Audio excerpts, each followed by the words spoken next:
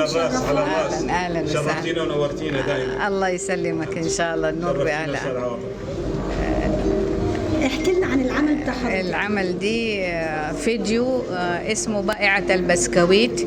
طفلة من سوريا بتبيع البسكويت، بتجيب علاجها وعلاج أبوها، ما تعدى عمرها 7 سنوات. إذن هذه صورة شخصية. صورة شخصية، أيوة. أنا استأذنت من اليوتيوب إني أنا أرسمها، وحصل أنا من كتر ما تأثرت بدموعها. وأكيد يعني هذه الدموع الموجودة الآن اللي مخفية بين هذه الأجفان هي تعبر عن روحك أنت العاطفية دائما. الله يسلمك. أكيد واضح طبعا. الله يسلمك إن شاء الله. وهي صورة حقيقية طبعا.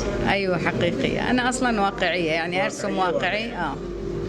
سعداء أن نلتقي بحضرتك احنا إن شاء الله. الله يسلمك. نشوفك إن شاء الله في معارض قادمة. إن شاء الله بإذن الله، إن شاء الله بإذن الله. نورتينا ونورتي مصر.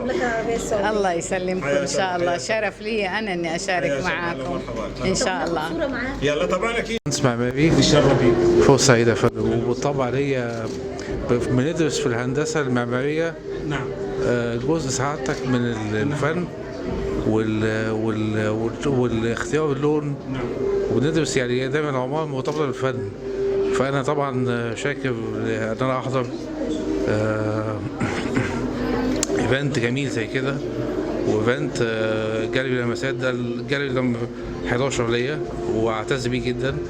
انا ممكن اشرح اللوحه. انا عرفت ان التايتل امل والم، بس انا اخترت الامل عشان بحب دايما يبقى فيه نوع من الهوب والامل بعد اي صدمات او اي الام.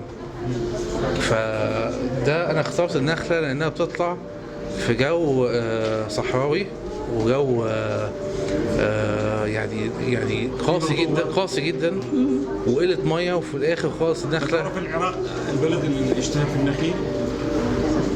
تعرف بالعراق اكثر من 150 مليون نخله.